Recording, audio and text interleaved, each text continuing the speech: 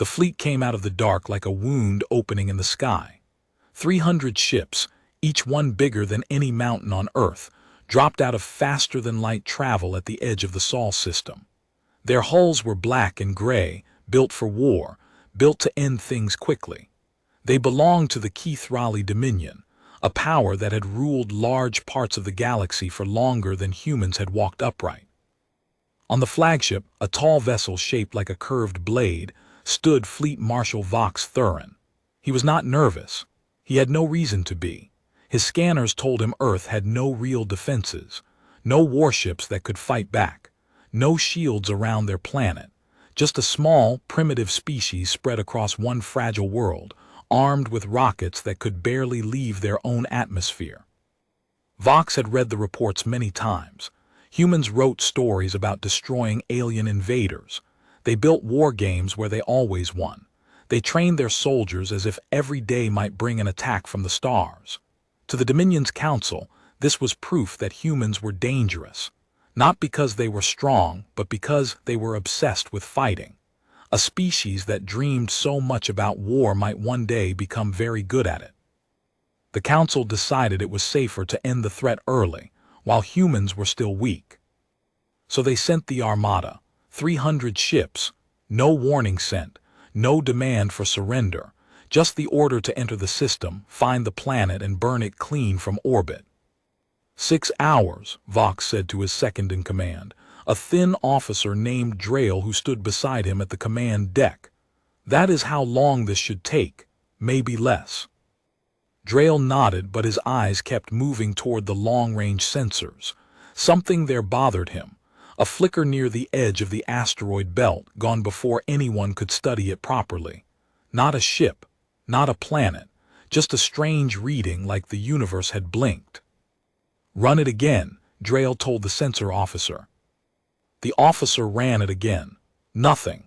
The reading had vanished completely, as if it had never been there. "Could be debris," the sensor officer said, "or interference from the belt's minerals.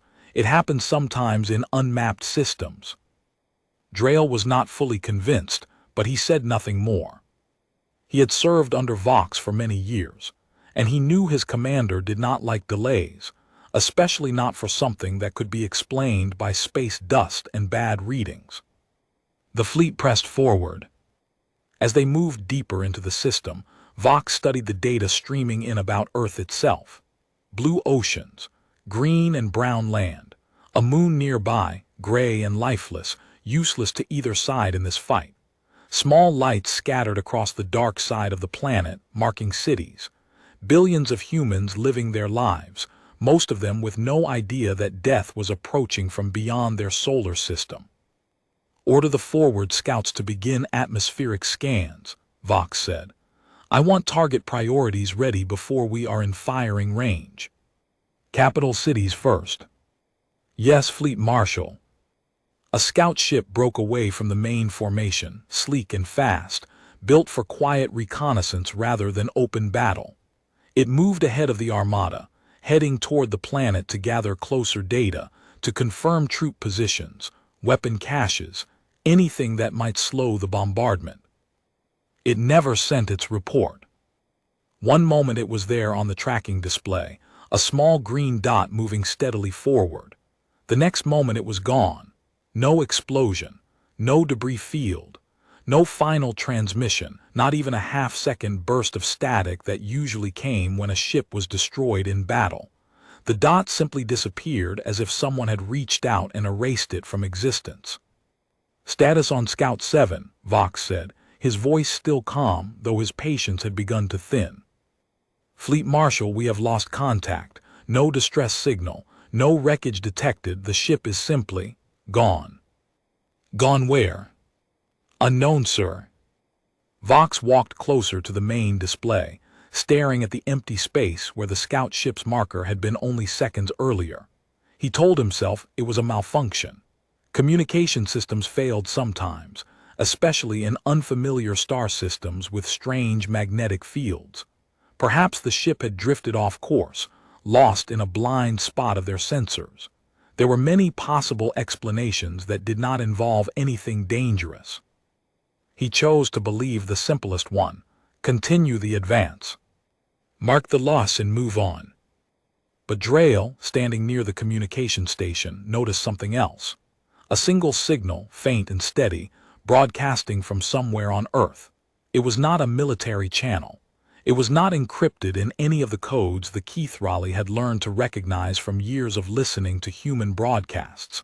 It was just a short message, repeating over and over, sent out into open space without any clear target. Drayle had it translated and brought to Vox personally. The message was simple, just a handful of words spoken in a calm human voice, almost gentle in tone.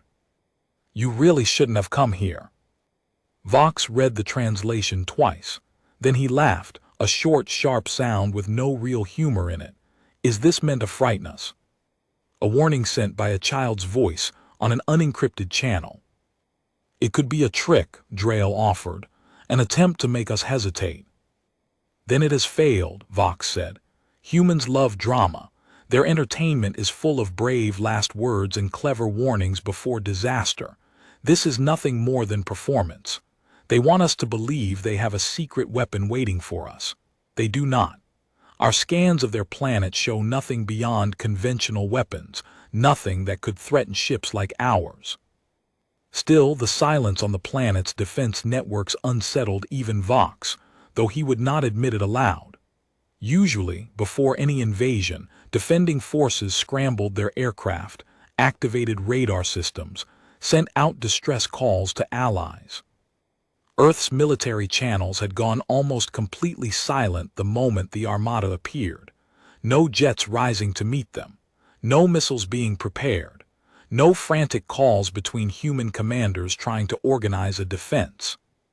It was either the silence of a species too frightened to respond, or the silence of one that already knew resistance was useless and had accepted its fate.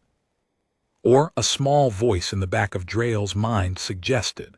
It was the silence of someone who already knew something the Keithrali did not. The fleet continued forward, moving past the outer planets, past the rings of gas giants and fields of ice. Every kilometer brought them closer to Earth, closer to the moment when their weapons would be within range and the cleansing could finally begin. Near the edge of the asteroid belt, sensors flickered again. This time the reading lasted longer, almost 2 full seconds before fading away. It was not a ship. It was not a natural object. The shape on the display was wrong in a way none of the sensor officers could properly describe. It seemed to bend the edges of the scan itself, as though the instruments struggled to understand what they were looking at. Define the object, Vox demanded. Unable to define, Fleet Marshal.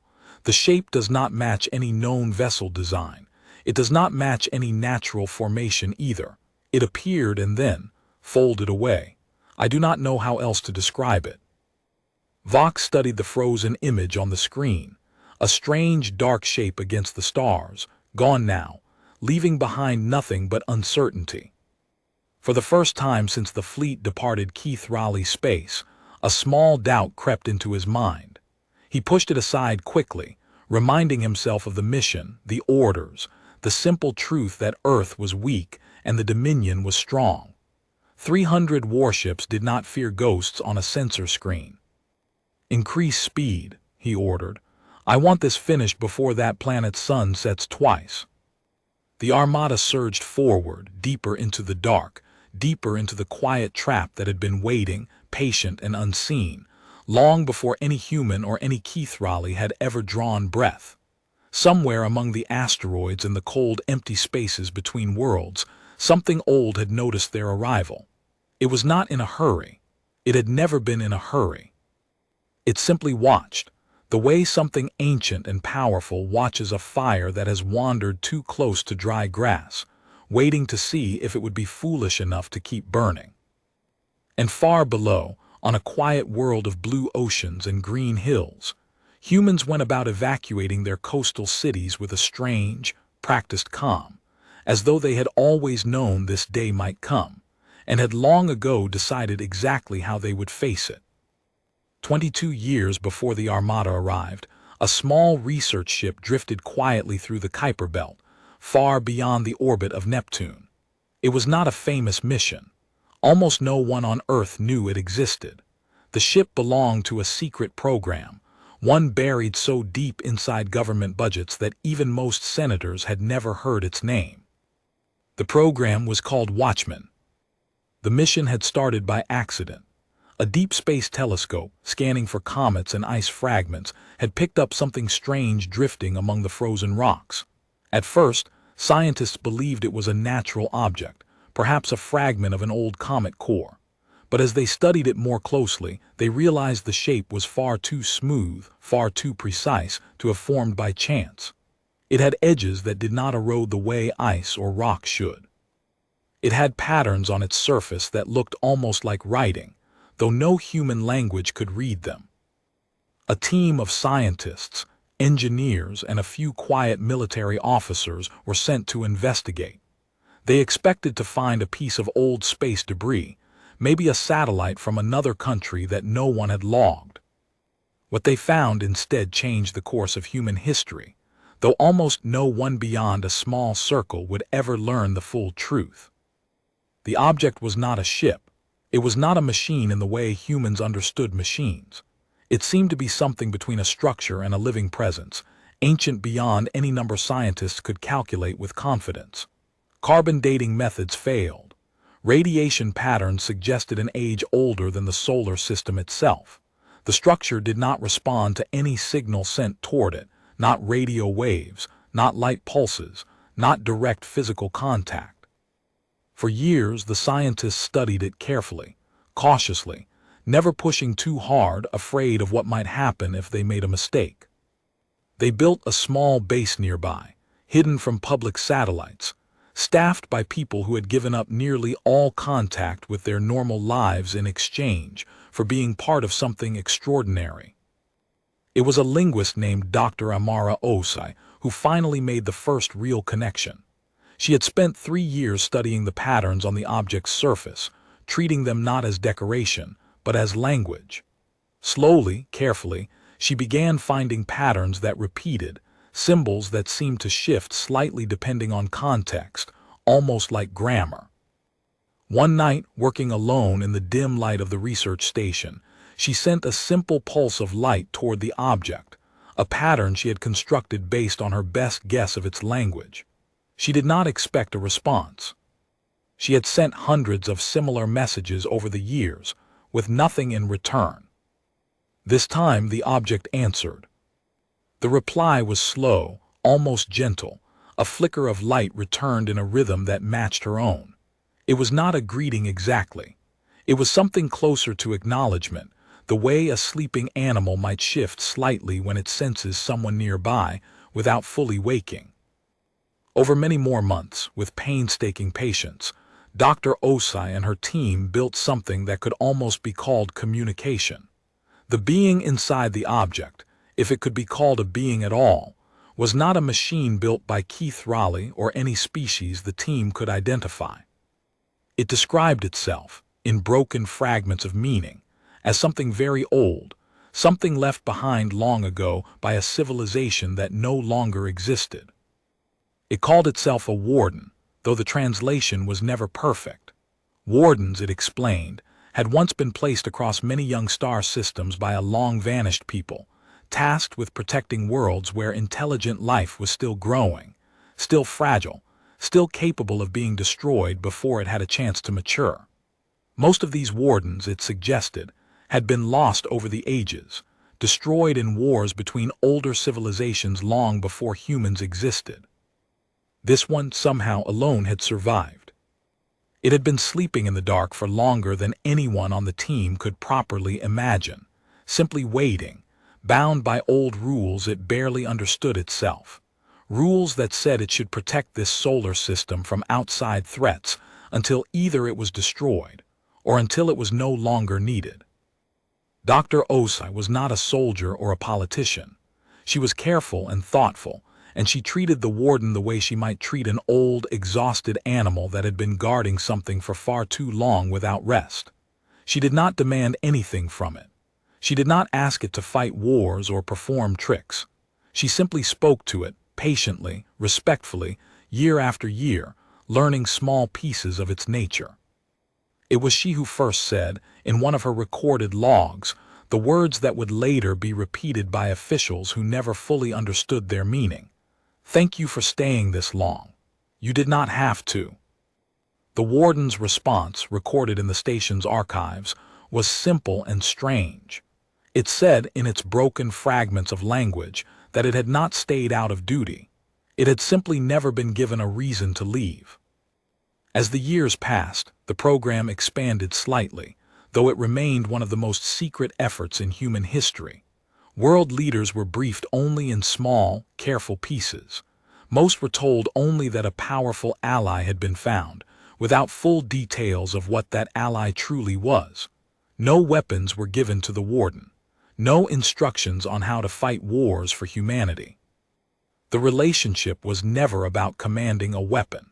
It was simply about not being cruel to something ancient and tired that had been alone in the dark for longer than human civilization had existed. When the Keith-Raleigh fleet finally entered the system, the warden stirred for the first time in centuries. It was not humanity who woke it. It was the act of armed ships crossing the boundary it had been built to protect, an old rule buried deep inside whatever remained of its purpose, simple and absolute. Intruders who entered with violence in their hearts had no protection here. In the secret bunkers beneath Earth's surface, the few remaining members of the Watchman program watched the fleet's approach on old monitors connected to deep space sensors. None of them felt fear in the way people might expect. They had lived with this secret for decades. They understood, perhaps better than anyone else on the planet, exactly what was about to happen to the ships now crossing into the solar system.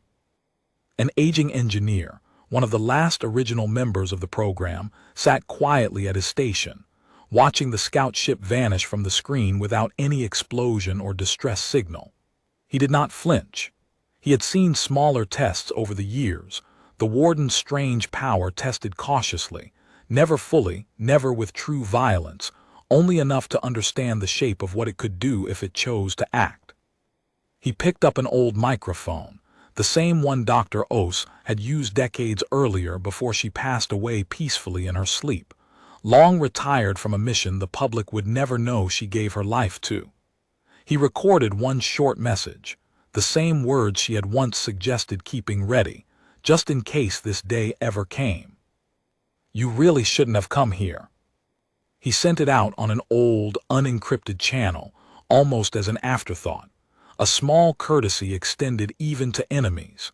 Then he leaned back in his chair and watched the fleet continue forward, deeper into the dark, completely unaware that the silence around them was not weakness.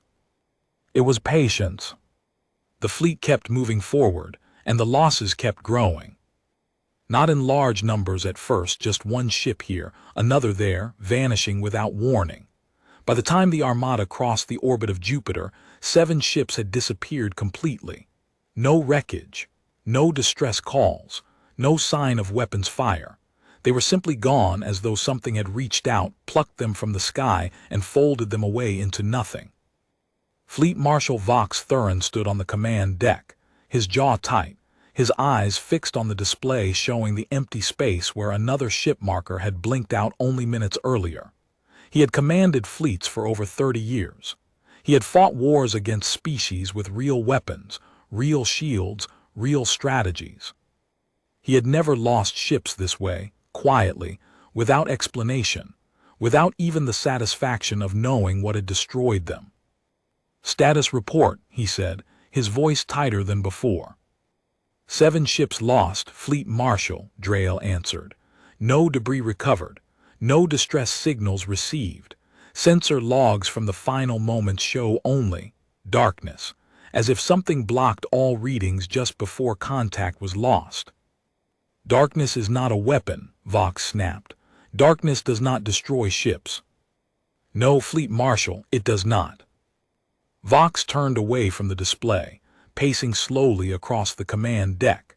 He told himself this was some kind of advanced cloaking technology, something humans had built in secret, something far beyond what their public broadcasts and entertainment had ever suggested. It made him angry to think his intelligence reports had missed something this significant. It made him angrier still that he could not explain it. He ordered the fleet to spread into a wider formation, hoping that scattering the ships would make them harder to target, whatever the enemy's weapon truly was. He ordered increased sensor sweeps, additional shielding power redirected to vulnerable sections, extra patrols sent ahead of the main group. None of it slowed the losses. 2 more ships vanished within the hour, both from the outer edges of the formation, both without any warning at all. The pattern made no sense to Vox. There was no visible attack, no flash of weapons fire, no enemy vessel detected anywhere near the missing ships. It was as if reality itself had simply decided those ships no longer belonged there. Down on Earth, far below the chaos in space, life continued with a strange, quiet calm that would have confused anyone watching without understanding the full truth. In coastal cities, evacuation efforts moved forward smoothly, almost routinely. Buses carried families inland. Soldiers helped guide traffic through emptying streets. There was no panic in the air, no screaming crowds, no desperate fights over supplies. In a command bunker beneath what had once been a quiet countryside town, a small group of officials watched the unfolding events on secure monitors connected to deep space tracking stations. Among them was a calm woman named Director Elena Vasquez, the current head of what remained of the Watchman program, inherited through years of careful succession from people like Dr. Osai before her. A young aide leaned toward her, his voice low. Should we attempt contact with the fleet, offer terms, maybe convince them to retreat before this gets worse? Elena considered the question for a long moment. We could, she said, but it would not change anything. The warden is not something we control. We do not give it permission to act or to stop. It follows its own old rules, rules written by people who do not exist anymore. We can offer the fleet a path to retreat, but whether they survive that retreat depends entirely on whether the warden considers them still a threat. She nodded toward the long-range communication station. Open a channel toward the flagship. Translate everything carefully. I want them to understand exactly what is happening, even if it does not save them. The message was sent moments later, calm and clear, broadcast directly into the heart of the Armada's communication systems. It reached Vox Thurin's command deck just as another ship's marker vanished from the display. Fleet Marshal, Drail said, his voice tense, we are receiving a direct transmission from the planet's surface. Play it. The voice that came through was human, translated smoothly by their onboard systems, calm in a way that unsettled Vox far more than any threat or shout might have. It explained, simply and without emotion, that the fleet had entered a protected system, guarded by something far older than either species, something that did not negotiate, did not bargain, and did not stop once it had decided intruders meant harm. It suggested, almost politely, that any ship still able to retreat should consider doing so immediately. Vox listened to the entire message in silence, his anger building with every calm, measured word. When it finished, he turned to his crew, his voice sharp and commanding. This is a trick, a bluff meant to frighten us into retreating before we even reach the planet. Continue the advance. Target priorities remain unchanged. Drail hesitated before responding. Fleet Marshal, the losses we have already suffered cannot be easily explained as a bluff. Then explain them as advanced human technology, hidden until now, Vox said.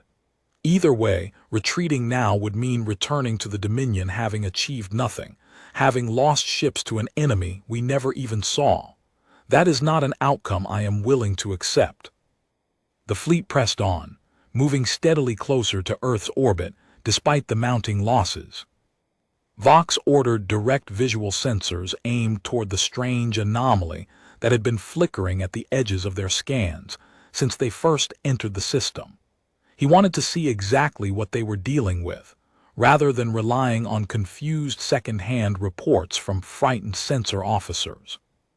The image that finally formed on the display was unlike anything Vox had seen in 30 years of military service. It was not a ship. It was not a station or a weapon platform. It was a shape that seemed to bend the space around it slightly, dark and vast, with edges that shifted depending on the angle of observation, as though it existed slightly outside of normal dimensions. It did not move aggressively toward the fleet. It simply remained where it was, vast and patient, the way a predator might watch a smaller animal wander closer, without yet deciding whether it was worth the effort to act. "Magnify the image," Vox ordered quietly. As the sensors adjusted, something happened that made even Vox take a step back from the display.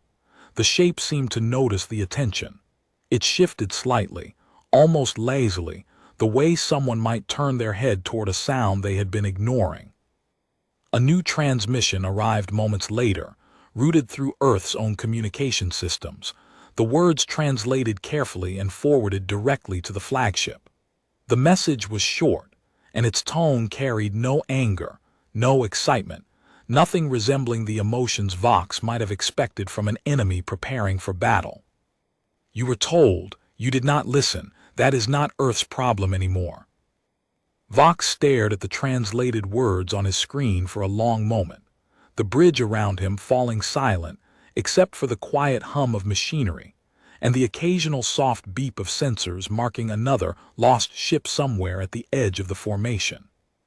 For the first time since departing Keith Raleigh space, Fleet Marshal Vox Terran felt something he had not felt in decades of military service.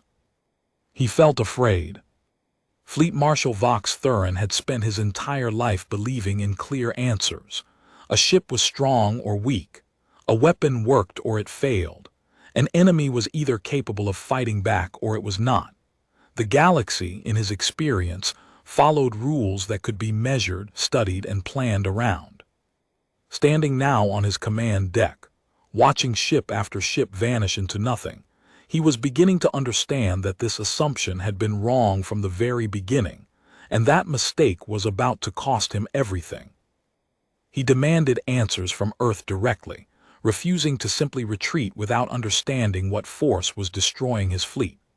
A channel was opened once more, this time with a real voice on the other end, calm and slightly tired, belonging to a human ambassador named Elena Vasquez, the same woman who had watched the invasion unfold from deep within a secure bunker.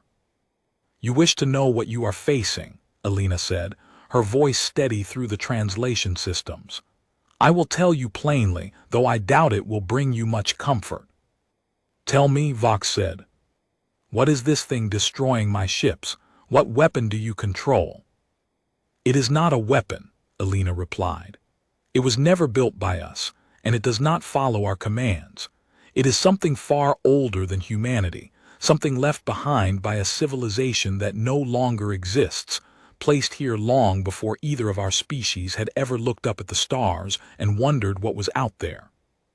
She explained, as simply as she could, the nature of the being the Keith Raleigh called an anomaly, and the few humans who knew the truth called a warden. It had been placed in this system, and likely others scattered across the galaxy, by an ancient people whose purpose was to protect young, fragile civilizations from being destroyed before they had the chance to grow. Most of these wardens, as far as humanity understood, had been lost over countless centuries of galactic wars long before recorded human history began.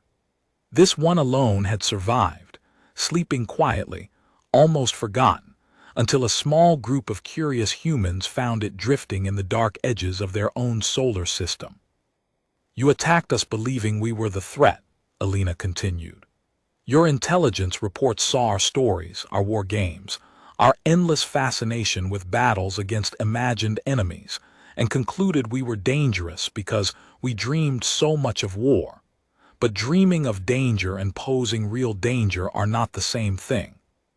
You never noticed the real threat resting quietly nearby, because it never gave you a reason to notice it before today. Vox listened, his anger fading slowly into something closer to disbelief. If this warden is so powerful, why has it not destroyed your species long ago? Why protect creatures it does not control? Because we never gave it a reason to see us as a threat, Alina said simply. We did not try to weaponize it. We did not demand it fight wars for us or conquer worlds in our name.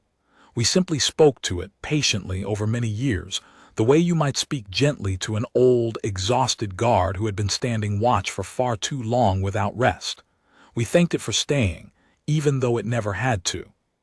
That is all it took. Vox fell silent, staring at the vast, shifting shape still visible on his sensors, patient and unmoving, the way it had remained since the fleet first crossed into the system. He thought of his own civilization, the Dominion's long history of conquest, of treating weaker species as resources to be controlled or threats to be eliminated. He wondered briefly, what might have happened if his own people had ever simply tried speaking kindly to something powerful instead of immediately trying to dominate it. What do you want from us now? He asked finally. Surrender terms, reparations, tribute. We want nothing from you, Alina said. We are not the ones deciding your fate right now. That choice belongs entirely to the warden, and it does not negotiate the way governments negotiate. It follows rules far older than either of our civilizations, rules about protecting the world it watches over from those who arrive intending harm. As if responding directly to the conversation, the vast shape on Vox's sensors shifted once more, drawing closer to the remaining ships of the Armada. Throughout the fleet, weapons systems began failing without explanation, targeting computers turning against their own operators, engines stuttering and refusing commands. It was not a violent assault in the way Vox understood violence. It was something quieter, more absolute, as though the very laws governing how machines functioned had simply decided to stop cooperating with the invaders. Drail's voice cut through the tension on the bridge, tight with controlled fear. Fleet Marshal, we are losing control of half our remaining ships, weapons systems unresponsive, navigation failing across multiple vessels. Vox watched, almost numb now, as another dozen ships blinked out of existence on the display, their crews offering no final transmissions, no desperate calls for help. It was as if the universe itself had quietly decided they no longer belonged there and simply corrected the mistake of their presence. He thought of the council back home, the war room filled with confident officers who had assured him this mission would be simple, a quick lesson taught to an arrogant young species before it grew too dangerous to control. He thought of how wrong they had all been, not about humanity's potential, but about where the true danger in this system actually rested. A final message arrived through Earth systems, calm as ever, carrying no satisfaction, no cruelty, simply a statement of fact passed along without emotion. This is not punishment, this is consequence. You were given the choice to turn back. You chose otherwise. Vox closed his eyes briefly, gathering whatever composure remained to him after decades of believing himself untouchable in command of an unstoppable fleet. He opened a channel to whatever ships still remained functional under his command. All remaining vessels, he said, his voice steady despite everything, prepare for immediate withdrawal. We are leaving this system. It was the first time in his entire career that Vox Terran had ever given the order to retreat. On the bridge, no one spoke. No one questioned the command. They simply began the slow, careful process of turning what remained of a once-proud armada away from a small blue planet that had never needed an army at all. Only the patience and quiet kindness to make peace with something far older and far more dangerous than anything the Keithrali Dominion had ever encountered among the stars. The retreat was slower than Vox Terran would have liked, but it was allowed to happen. Of the 300 ships that had entered the Sol system with such confidence, Only a little more than 40 remained capable of flight. The rest had been quietly erased, folded away into nothing without a single explosion lighting up the dark between the stars. As the surviving ships turned away from Earth, the vast shifting shape that had haunted their sensors since their arrival did not chase them. It simply watched, patient as ever, allowing the broken remains of the Armada to limp their way back toward the edge of the system. It was not mercy, exactly. Vox understood that much. It was something closer to indifference, the kind shown by something so far beyond their own power that finishing the job no longer seemed worth the effort. The Warden had made its point clearly enough.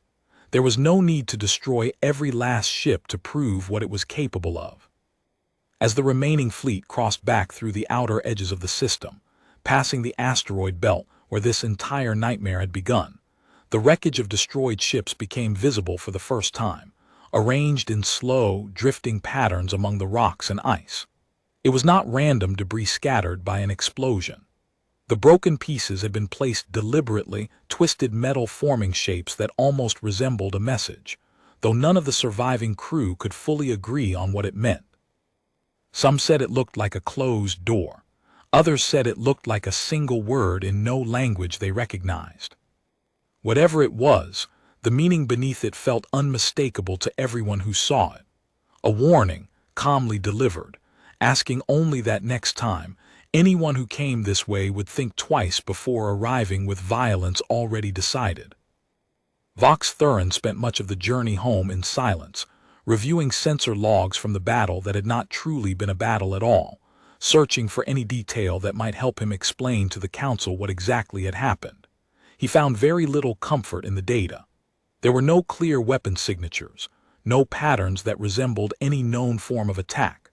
The ships had simply stopped existing, the way a dream fades the moment someone wakes up and tries to remember its details. When the broken fleet finally returned to Keith Raleigh space, the Council demanded a full report. Vox stood before them, the same officers who had once assured him this mission would be simple, and told them the truth as plainly as he could manage. He explained the strange shape waiting in Earth's outer system, the silent voice that had spoken through human channels, the calm and almost gentle warnings given before the destruction began. He explained that humanity itself had not fought the battle at all. They had simply stepped aside and let something far older and far more dangerous handle the matter on their behalf. The Council listened with growing unease, though many still struggled to accept that a species they had judged so easily, based on entertainment broadcasts and aggressive war games, could somehow be protected by something so far beyond their own military's understanding. Some officers suggested sending a second, larger fleet, determined to prove the first defeat had simply been bad luck or unprepared tactics. Vox argued strongly against this idea, warning that whatever guarded that solar system had not used even a fraction of its true power, and that any future attempt would likely end exactly the same way, regardless of how many ships were sent. In the end, the Council chose caution over pride, marking Earth and its system as a restricted zone, forbidden from further military action, though few among them fully understood why. Word of the failed invasion spread slowly through other parts of the galaxy, carried by traders, diplomats, and curious travelers who had heard fragments of the story from Keith Raleigh sources too proud to admit the full truth, yet unable to stay completely silent about losing an entire armada to a single, unseen presence. Back on Earth, Director Elena Vasquez filed a quiet, almost bureaucratic report to the few neutral galactic powers who maintained occasional contact with humanity, choosing her words carefully. She did not boast about the destruction of an alien fleet. She did not threaten other species who might consider similar attacks in the future. Instead, she simply explained that an old, powerful guardian happened to watch over this particular solar system, and that any visitors arriving with peaceful intentions would always be welcomed, while those arriving with violence already planned should expect consequences far beyond what their weapons could survive. It was a message far more effective than any boast or threat could have been. Within months, cautious diplomatic envoys began arriving from a handful of distant species, none of them daring to bring warships, all of them eager to understand exactly what had happened to the Keithrali armada, and whether similar protection might extend toward those who simply wished to talk. Humanity, for its part, did not change much in the years that followed. Cities were rebuilt where evacuations had taken place. Scientists quietly continued their long, careful conversations with the ancient presence still resting somewhere in the dark beyond the asteroid belt, never demanding anything from it, never trying to claim ownership over its power. They simply continued treating it the way Dr. Oz had taught them decades earlier, with patience, respect, and small, genuine kindness. Far out in the quiet dark, beyond the orbit of the outer planets, the Warden settled back into its long rest, the way it had done many times before across the countless centuries of its existence. It did not consider itself a hero, or a protector, or even particularly important to the small, fragile civilization growing on the blue world it watched over. It had simply been given a purpose long ago, by people who no longer existed, and it had chosen, quietly and without complaint, to continue honoring that purpose for one more day, one more century, one more visitor who might wander too close with the wrong intentions in their heart. And somewhere on Earth, in a small, secure office buried beneath layers of careful secrecy, Director Elena Vasquez looked over the quiet system reports each morning, watching for any sign of new ships approaching, any new